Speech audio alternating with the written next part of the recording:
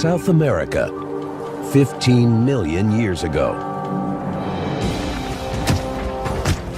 A monster creature called the terror bird is the king of beasts in this terrain. You look at them, they have this absolutely huge head. This would have been a very powerful weapon. For the only time in history, a bird is top predator on an entire continent. Then, the terror bird treks 7,000 miles to North America. Here, fierce wolves and saber-toothed cats rule the land. And the giant bird has a fight on its hands. In this epic conflict, who would prevail?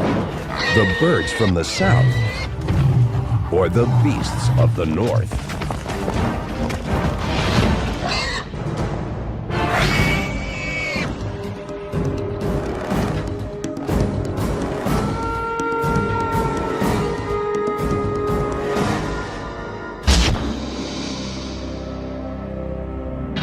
In the chronicle of life on Earth, dinosaurs reigned as history's greatest predators. They ruled the planet for 150 million years, but came to a sudden end 65 million years ago.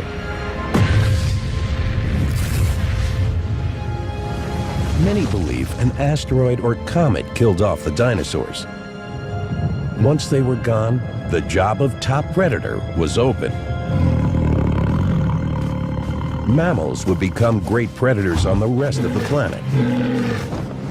But in South America, things were different. The Isthmus of Panama had not yet appeared, and water surrounded the continent. In this isolation, evolution took a strangely different turn. The continent was a giant island, laced with open savannas bordered by forests. Here, the mammals were docile plant eaters, ranging from large sloths to bizarre armored creatures such as the glyptodont.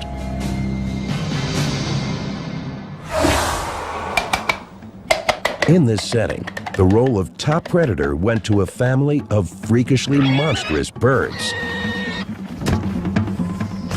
Today, we call them the terror birds, and they ruled for 58 million years.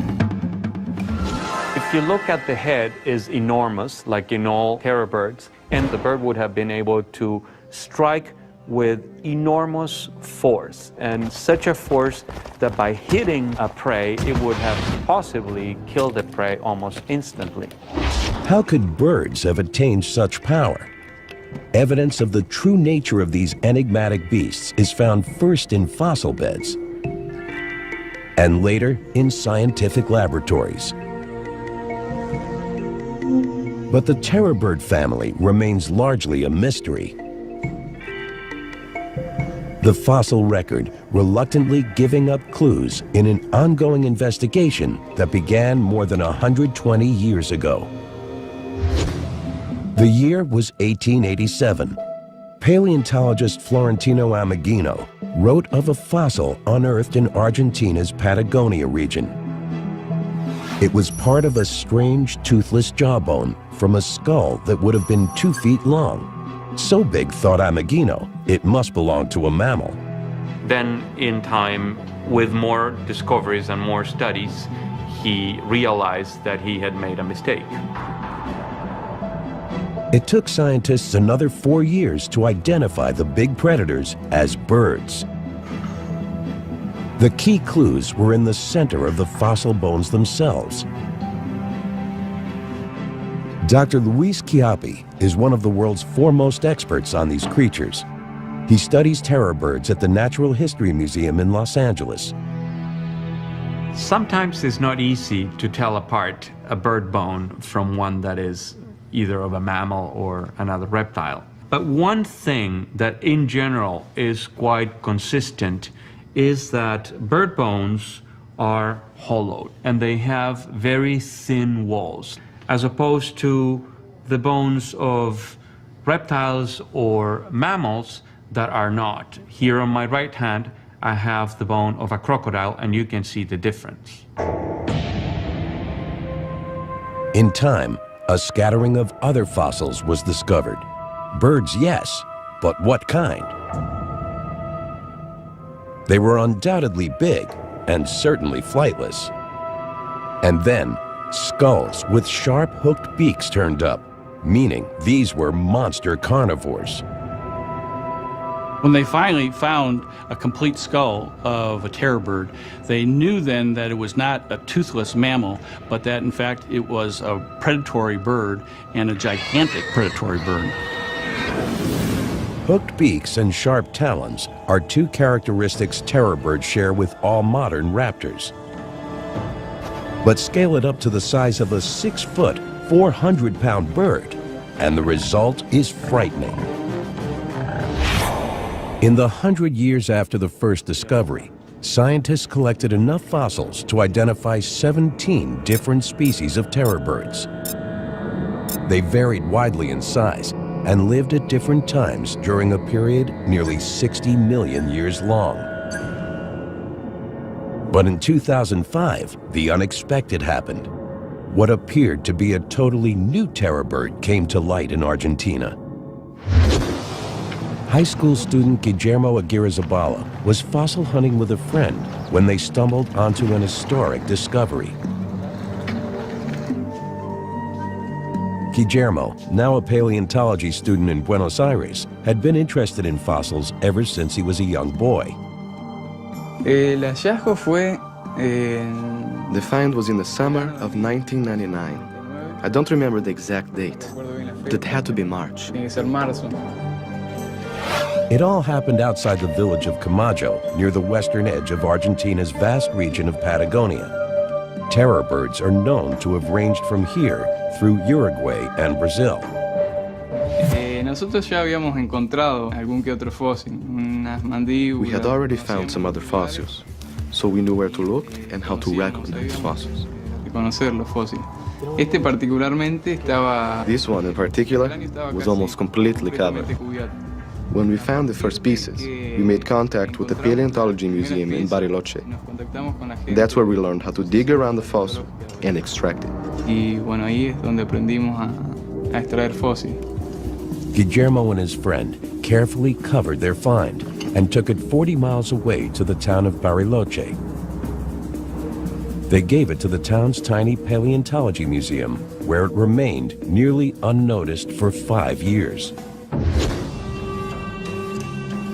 When Luis Chiappe learned of the find, he led an international team to determine the new specimen's place in the family of terror birds. He discovered it was a totally new species. Seeing this enormous skull that's about 20, almost 30 inches in length is just like, psh. I mean, it's a wow moment, no question about that. Chiappe's team dated the skull at 15 million years old and named it Kelenken Guillermoy. Kelenken for a native Patagonian spirit, Guillermoy for Guillermo. Kelenken was a spectacular find. It was a new species with a head unlike any other bird in history. At 28 inches long and with a skull essentially bigger than that of a horse, the skull of Kelenken is the largest bird skull ever. Chiappe compared other terror bird fossils to Kelenken's skull, plus a leg and toe bone found with it. He hoped to learn how big Kelenken was, how strong, how fast. See whether we can talk to Sarah. By examining the skull from a smaller terror bird, Luis Chiappe begins to get an idea of what the new species looked like. While in Bariloche, paleontologist Sarah Bertelli analyzes Kelenken bones in the town museum. Comparing measurements of these few specimens with other terror birds, they can estimate the critical dimensions of Kelenken itself.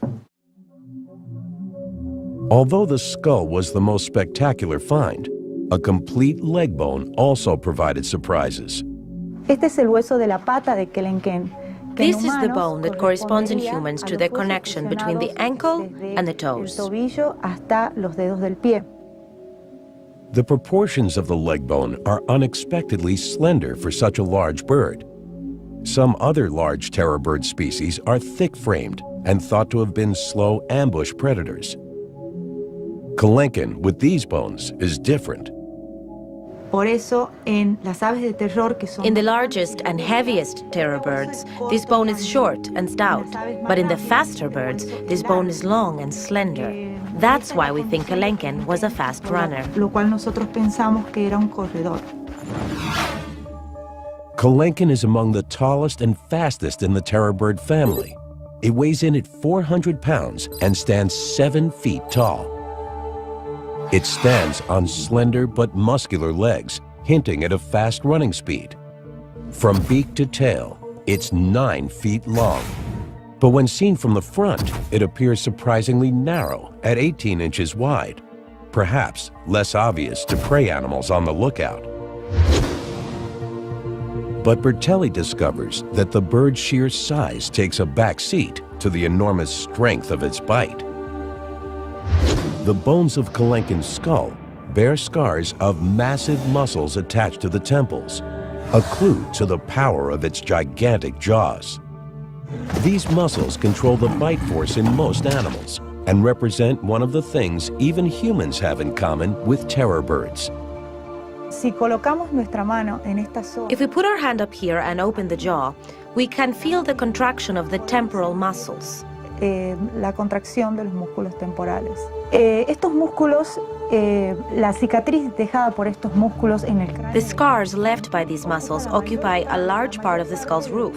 That gives us an idea of the tremendous bite force this bird had. Tremenda fuerza que tenía esta ave al morder. Another set of scars reveals powerful neck muscles. With such strength, the terror bird was fearsome in lashing out viciously with its frightening beak and its nail-like hook. The terror bird, using its head as a pickaxe, would plunge the nail of the beak into the prey animal, and it would slice through meat, but also through certain bones. A terror bird's head was a killing machine, a weapon propelling it to the height of power, becoming South America's unchallenged apex predator.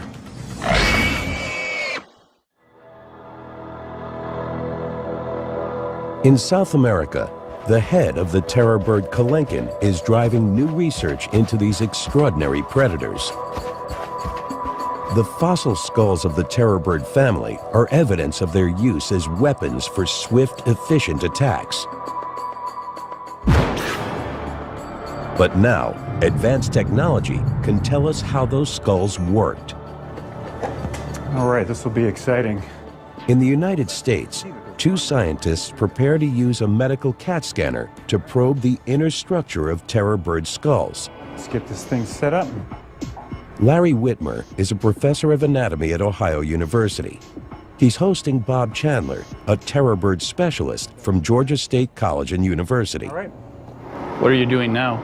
We're going to get it lined up here so that we can get it sort of centered and square within the X-ray beam. So we'll run the laser right down the top there.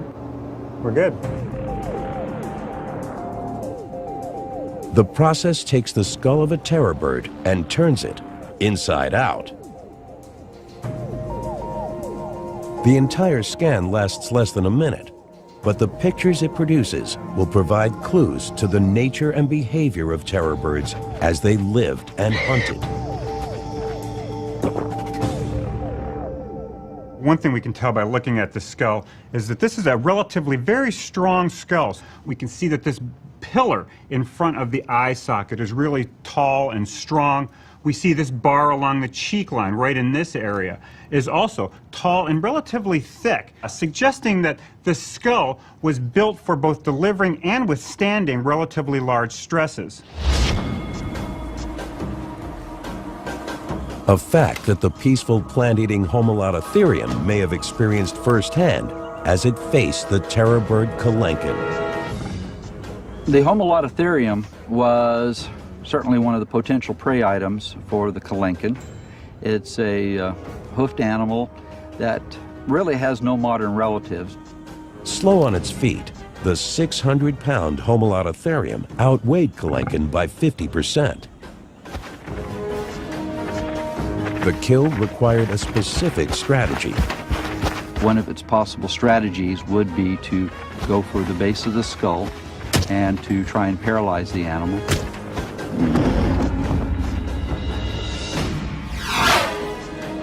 Once the prey was down, a terror bird's beak was all about shredding flesh, a familiar behavior in birds of prey even today. I know. Joe Camp is a Southern California animal trainer. Using a modern-day hawk, he demonstrates how the sharp hook is a primary tool for any bird of prey, living or extinct. It gives you a really good idea of how the beak works. Basically, you can see the hook tears into the meat. You can see her doing that, kind of stabbing it. Then her lower bill comes up and shears it, and then she tears it on off. The bill itself is almost like your incisors, with the hook of itself being what would be like our fangs or an animal's fangs. The terror bird's gigantic head was more than a mere feeding tool, however. Paleontologists see it as its primary attack weapon, inspiring scientists like Stephen Rowe to test the true strengths of the skull. We're looking at a potentially horrendous predator here. This would have been a very scary bird. How scary? Working at Australia's University of New South Wales, Stephen Rowe has loaded his computer with detailed data from a terror bird skull. What I've done here is build a very detailed computer model of the skull of a terror bird. Rowe has put his model through simulated movements to measure the stresses on the terror bird's skull in the attack mode during the violent mechanics of a kill. What this allows us then to do is to digitally crash test the animal, or digitally crash test the skull. So we can run it through different hypothetical behaviors to assess just how well the skull performs. Rowe's crash tests measure what kind of stresses are on the skull when the terror bird swings its head down, when it pulls its head back, and when it shakes its head from side to side. Stresses in the simulation are color-coded. Blue means very little or no stress. Green, a lighter blue through greens is medium stress, and then up into red, pink, and white, high stress regions. The digital simulations offer insights into the bird's attack capabilities, as well as what might give them trouble. The analysis supports the belief that terror birds use their heads to swing down, striking pickaxe style into prey. The animal has a prey item at the tip of its beak here, and it's moving its head down. Its neck muscles are pushing the head down into the prey. Under these conditions, the beak itself is not under a great deal of stress. When the terror bird bites and pulls, the skull also shows a lot of blue, meaning very little stress. Pulling with the beak is classic behavior for a bird of prey. The terror bird is well adapted to tear that prey apart with its beak by driving the beak in and pulling with that wickedly recurved tip of the beak there. But Rowe's electronic assessment also revealed a weakness in the mighty terror bird.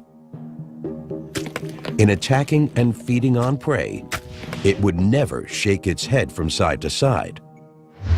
Here in this third simulation, the bird is biting down into a prey animal and shaking its head from side to side. And under these conditions, the terror bird's skull lights up like a Christmas tree. It really does not handle that kind of stress well at all. While Rowe's simulations show how the hardware of the terror bird's head was used, Whitmer and Chandler are reaching beneath the skull's surface to uncover clues to the creature's behavior. But here, I mean, it makes this complete shield across the top. The CAT scan goes beyond the beak, delving deeply into the terror bird's head with unexpected results. Well, one thing that the CT scan showed was really quite a surprise, and that is, if we look on the inside here,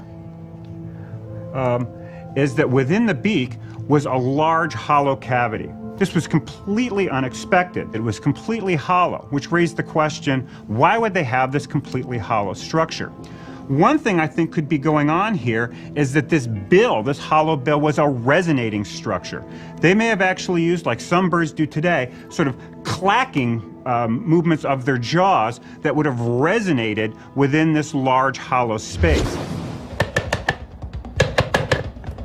The clack of the terror bird may have been a familiar sound on the prehistoric savannas, but what was its purpose? A mating call? An alarm signal? The CAT scan can't answer those questions, but it can show us how well terror birds could hear such sounds. Well, let's zoom in here on the ear and see if we can see what's going on here. None of the terror bird's soft tissue remains, but the spaces left by organs like the brain and inner ear show what they look like in exquisite detail. This is called the cochlea, and that's the hearing organ. What this tells us is very long and straight. The great length of that suggests it was potentially able to discriminate sounds well. And it's in the inner ear that the CAT scan reveals the critical system controlling the terror bird's superb agility. What we can see in terror birds are a series of long, delicate, thin canals. What this suggests to us, it had very sophisticated sense of balance and making the quick turning movements that a pursuit predator has to make. What we see here is the neural equipment that allowed that to take place. A small animal scrambling to hide may have had little luck, as the terror bird would easily scoop it up and swallow it whole. A shocking example of instant gratification.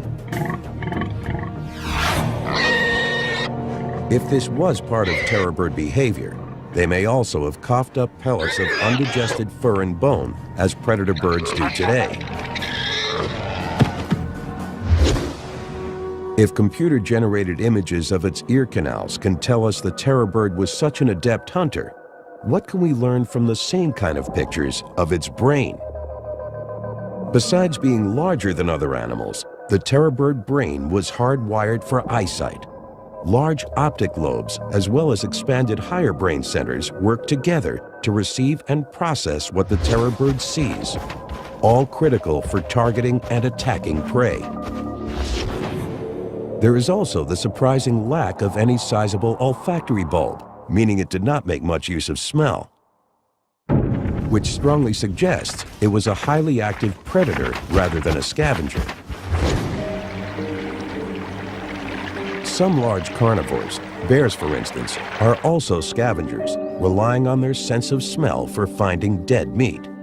The CAT scan tells us terror birds were not members of this club. This animal clearly was not emphasizing the sense of smell. What we see here is the brain of a predator. What might have been going on inside its brain when the terror bird came across prey such as the glyptodont? The glyptodont is certainly one of the most distinctive South American mammals with this solid bony armor. The glyptodont that lived at the time of the Kalenkin was about a 200-pound animal. It's completely covered with armor over its back, surrounding its tail, and on the top of its head. So you're talking about an animal that would be very, very difficult to kill simply because often this bony armor might be an inch thick. Here is where terror bird brain power comes into play. Now, although we sort of have this joke about bird brains being small, this is actually a relatively large brain, and these higher centers here are the cerebral cortex. And what we can see in this terror bird is that these are expanded. And what that tells us is that this animal, in fact, did have some capacity to deal with unique things and little wrinkles in its environment. This is an animal that could potentially do some problem solving. And the thick-shelled glyptodont was definitely a problem. I visualize the Kalinkin sort of walking around this glyptodont, trying to figure out how it's going to get to it, and basically sort of cocking one eye, checking it out. Finally, after studying the glyptodont long enough, I think the terror bird could have figured out that if it got its foot underneath the edge of the animal's shell, it could flip it over on its back and expose its soft underbelly.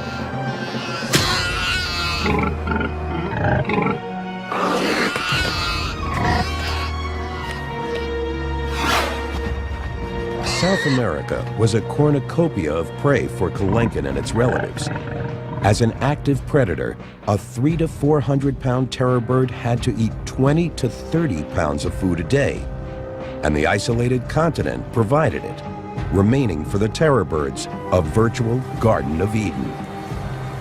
You really are talking about a smorgasbord of potential prey with very little competition that the terror birds could feed upon, some of them reaching quite large size. But nothing is forever. Our planet is an ever-changing one, and for the terror birds, the paradise of isolation would begin to crack with the rumblings of a volcano.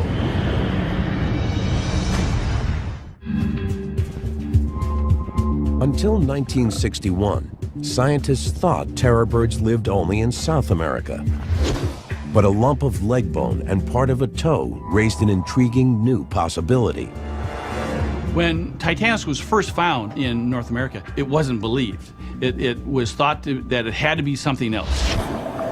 This videotape shows scientists working underwater in Florida's Santa Fe River at the exact site where they found fragments of a creature identified as Titanis walleri, the first and still the only terror bird known in North America.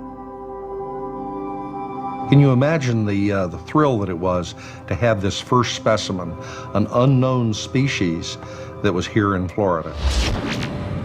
This creature, from a continent isolated from the world by water, ended up nearly 7,000 miles from its origin. Its route was paved in the lava and ash from Earth's volcanoes.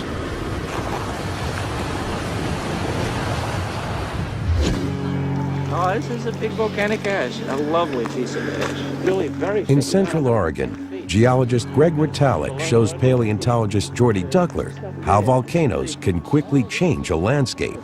Part of a big eruption. It's a rather unusual kind of volcanic eruption. Ritalik says the deposit in Oregon was created by an ancient eruption in the Pacific Ring of Fire, a string of more than 400 volcanoes ringing the Pacific Ocean from New Zealand to Chile.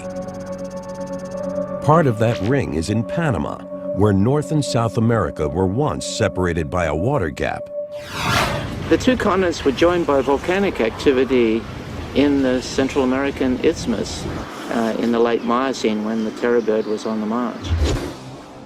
The connection was formed largely from lava-producing volcanoes rising from the sea, as well as the uplifting of tectonic plates.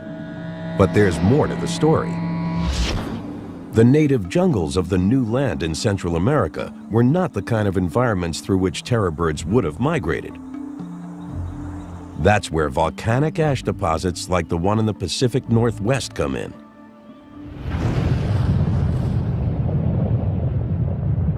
Mount St. Helens was an eruption of this sort, but it just created about a meter of ash. This one created 110 feet of ash, and at 600 degrees centigrade, it was a much bigger eruption than Mount St. Helens, and it would have created enormous stretches of open country.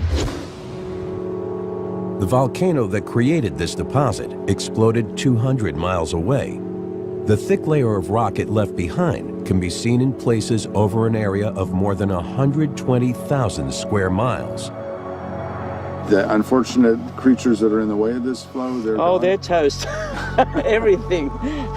There are trees, animals, all sorts of things. They're just burnt to a crisp. There's no sign of it. 600 degrees centigrade, that's more than a crematorium. How fast are we talking about the motion? Anything you could outrun? Well, no, they couldn't outrun this. This is death on wheels. Between 3 and 5 million years ago, eruptions like this in Panama resulted in what Ritalik calls instant land resurfacing, destroying jungle and briefly giving terror birds pathways to the north. So for the short period of time when the plants come and recolonize this devastated landscape, there's a lot of open country for open country creatures like terror birds, for example. If the terror bird encountered eruption of this sort, if it survived it, it could migrate through that new country for 200 or 300 miles. The bones of Titanus in Florida are strong evidence showing that terror birds use the Isthmus of Panama to migrate to North America.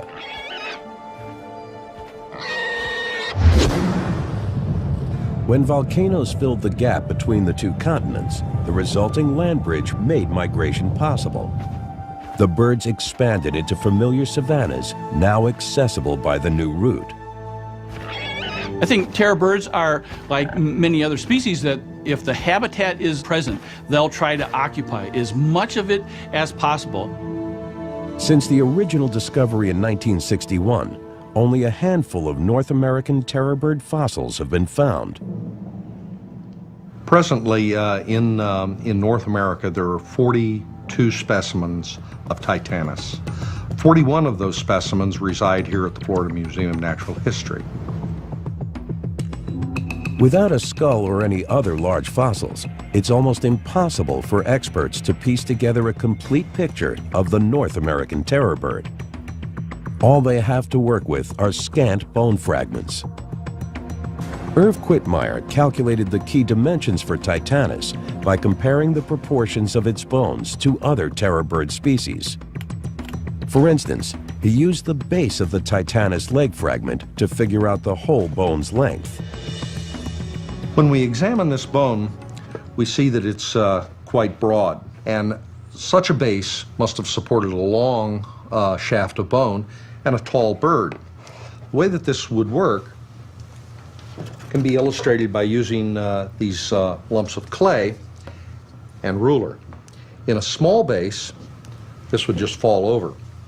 So it needs a large base in order to hold it in place, and with a smaller one here. So, a large base, long shaft of bone, tall bird. Smaller one with a smaller shaft, smaller bird.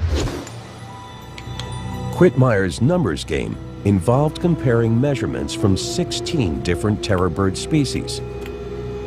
He even investigated the South American Seriema, the terror bird's closest living relative.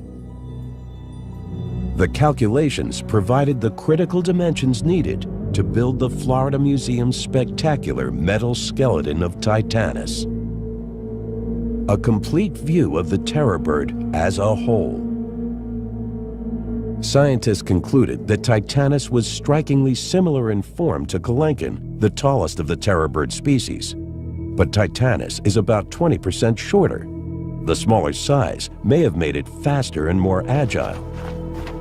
The terror birds that came north were part of the Great American Interchange, a broad exchange of species between North and South America by way of Panama. The terror bird needed its speed for the new prey it encountered. Chasing a swift horse would have been a challenge for Titanus. The fastest running birds in today's world are ostriches. Similar in shape and size, they offer us a way to figure out how terror birds ran. Some terror birds compare very well in terms of their limb proportions to an ostrich. And so you would be fairly confident in reconstructing terror bird locomotion as something like that of an ostrich. Since ostriches can easily run 30 to 40 miles per hour, they're not easy to pin down for a demonstration of their technique. So, biologist Kevin Middleton has invited gymnast Henry Holloway to the University of California campus in San Bernardino to explain how creatures like ostriches or terror birds can run so fast. Holloway will show how his human legs can work just like ostrich legs with the help of some special equipment. It's a jumping stilt. This is an aluminum frame with a carbon fiber leaf spring that's gonna give you back what you put into it. The jumping stilts will allow Henry to run like an ostrich by mimicking the long, springy tendons in the bird's legs. But the anatomy of the bones is part of the equation as well. This is the thigh bone, the knee, the shin, and the foot. In a bird, the foot would be much, much longer. And then when Henry stands on his toes, this is how a bird runs, on its toes. The longer foot is important because it gives greater leverage for the muscles and allows longer strides. The apparent backward knees in a fast-running bird are really the animal's ankles. It's a dramatic illustration of how long those foot bones are and how much leverage they supply. Let's do it. For Henry Holloway, the high-tech jumping stilts essentially lengthen his short human feet, giving him the ability to run like a terror bird. Go!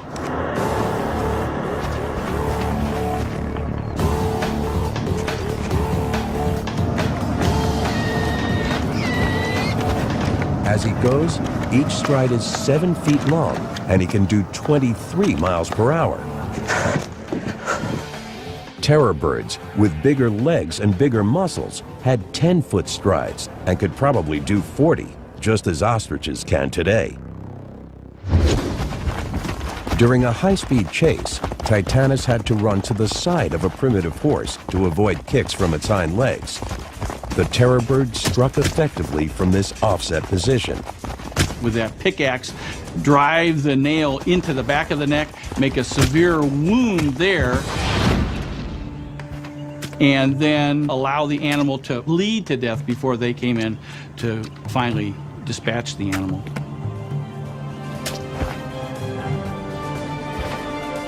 But life would not be easy in the new continent for Titanus. It was about to make first contact with the local predators in the north. These were new competitors without fear, but then they had never faced the power of a terror bird.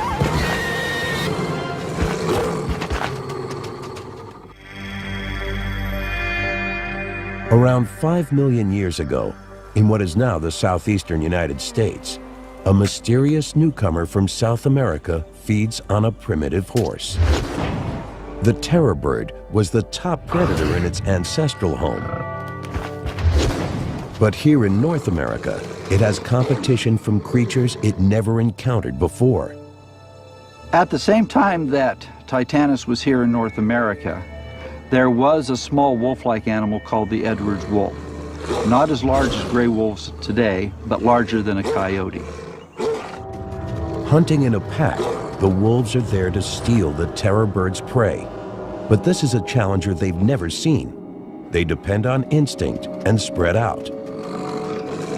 This is a battle for attention. Who can divert the attention of the other combatant and in which direction and for how long? If you're distracted long enough to have to fight one wolf, there's not really a chance that you can expend your energy keeping the other wolves at bay. Modern wolves are known for wearing down their targets, and their prehistoric cousins were likely the same. I think probably the defining moment is when the Titanus feels like its life is endangered. Once the terror bird gets the idea that it's, in a sense, outnumbered at a strategic level, it's probably not going to expend its energy over that carcass. It's probably going to divert its energy somewhere else. The crisis is critical for Titanus. As the wolves close in, its attention turns to escape. Neither side can sustain the tense standoff, and one swift exchange will prove decisive. Making a willing sacrifice, the wolves prevail. Lesson learned, the terror bird withdraws. Its native intelligence driving it to change its hunting strategy. So I could certainly see a terror bird after its first encounter with a pack of wolves possibly realizing that it's not worth the fight, it's going to lose in the long run, and eventually start developing avoidance behavior that if it kills something, the wolves come along, it's probably going to give it up rather than risking itself becoming a meal as well. Predators also posed a danger to terror bird eggs. Scientists believe they were similar to the eggs of ostriches, which are eaten by modern predators. In today's world, predators may be able to scare ostriches away from their eggs. Prehistoric predators, however, may have had to wait for a terror bird nest to go unguarded. If terror bird eggs were like ostrich eggs, how strong were they? To test the notion, we placed a wooden plank on a single ostrich egg and added iron weights 25 pounds at a time. The plank concentrates all the weight at one point on the shell. But even with this stress, the egg supported 175 pounds before finally breaking under the load. But the strength is illusory. An egg dropped from 2 feet cracks easily. One egg rolled against the other does the same. An Edwards wolf may have needed no more than a little persistence to crack a terror bird egg to get to the tasty meal inside. But Titanus also faced other predators in North America. Among the most dangerous was Smilodon gracilis, a smaller ancestor to the giant saber-toothed cats that would arise within the next epoch. A modern-day encounter between cheetahs and ostriches may mirror the way ancient cats avoided adult terror birds. Their chicks, however, were another story. You can certainly visualize a female terror bird with her chicks out for a stroll. One of the chicks wanders a little too far away from the group. Saber-toothed cat jumps out and grabs it as terror bird chicken dinner. Not so fast. Mother terror bird springs into action. If the saber-toothed cat can't escape, it's going to go into offensive mode itself. Use its claws to go for the breast of the animal. But here, the terror bird has superior weaponry. It strikes with its giant head again and again. The cat is killed. But too late to save the unlucky chick, lying nearby with a broken neck. Life in North America must have been more difficult for the terror birds than it was in the South. Here, it faced predators like the cats and wolves, destined to evolve into the giant megabeasts of the future. These new competitors threaten the terror bird's very existence. Titanus as a species was in mortal danger.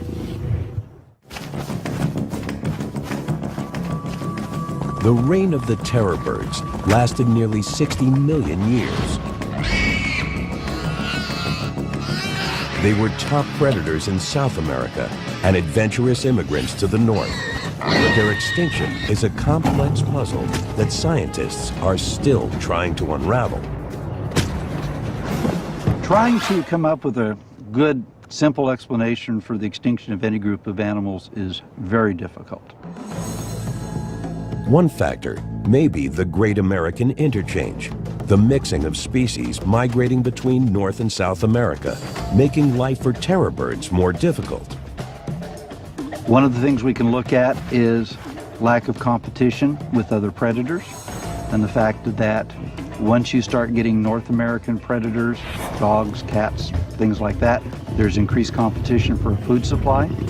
2 million years ago, terror birds in North and South America may have been hard-pressed to find a meal when saber-toothed cats shared their territory.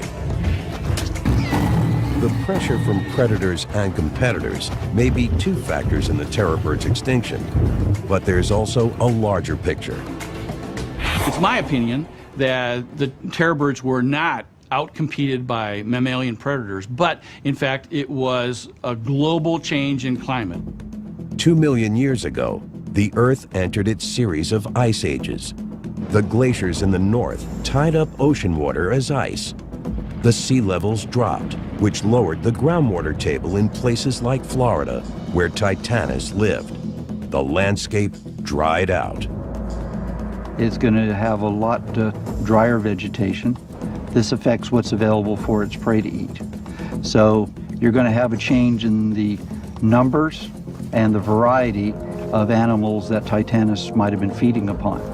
So it's sort of a domino effect with the climatic change leading up to eventually the demise of Titanus.